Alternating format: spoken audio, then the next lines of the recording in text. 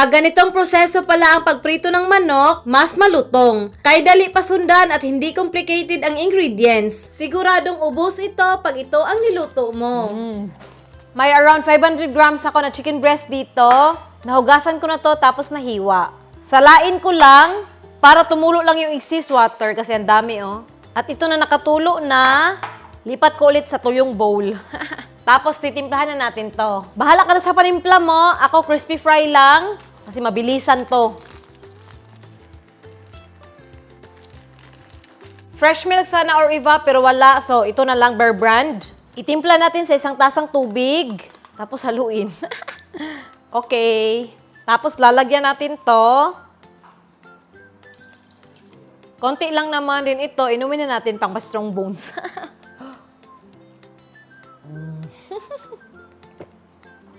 Diyan ka muna. Yung gatas guys is pagpatanggal ng langsa. Haluin ng mabuti. Ayan na, halong-halo na. Takpan lang at ibabad ng 1,000,000 taon. Charot. 30 minutes lang. Lagay natin sa ref para safe. Tapos balik tayo doon sa kusina. Habang binababa natin yung chicken breast, dito tayo sa tray. Yung paborito kong piatos, gawin natin itong pampalutong. Nuksan ko lang para mas madaling i-crush. Hindi kailangan na durog ha. Ganito oh.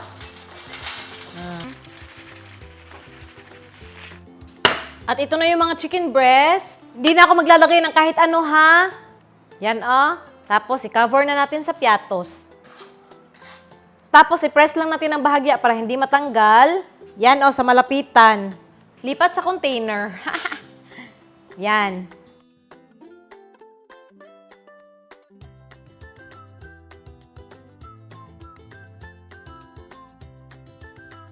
Ito na lahat, oh.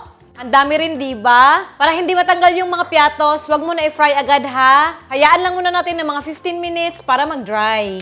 Tabi lang, kasi magpapainit na tayo ng kawali. Maglagay ng oil. Yan, hayaan natin uminit yung mantika, ha? Mantika, check muna. Yan, mainit na, lumutang agad. Fry na natin tong mga chicken breast. Wow. Sa katamtamang apoy lang ha. Mabilis lang naman maluto ang chicken breast. Ayan na oh. Hanguin na natin. Yan, ang sarap na tingnan no. Itong second batch. Pero bago na itong lutuin, linisan muna natin ang mantika. Second batch. Yan na oh. Ang sarap na tingnan no, tapos ang bango. Pero hindi pa tayo nagtatapos. Gagawa natin ng simple pero masarap na sauce. Ito na, mga 1/2 cup na mayonnaise. Isang kutsarang minced garlic, patak-patak na lemon juice or kalamansi, asin at paminta. Paghaluin, yan meron na tayong garlic mayo na dip. Ito na, at subukan na natin, wala munang sauce. Sarap. Tapos yung seasoning saktong-sakto, hindi maalat, hindi matabang. Good sauce nga. Tingnan nyo naman yung itsura guys, oh. Sausaw. Yan. Dinalawa ko na para makuhaan nyo ng kahangol ba? Yeah, subukan nyo rin to, oh. Very easy, tapos sulit. Tapos hindi ka gastos ng malaki.